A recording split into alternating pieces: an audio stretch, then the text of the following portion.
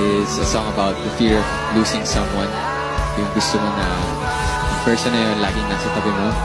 Ang lahat ng bagay na bumubuo dun sa person na yun laging within your reach. And ang title nito ay Bawat Piyesa.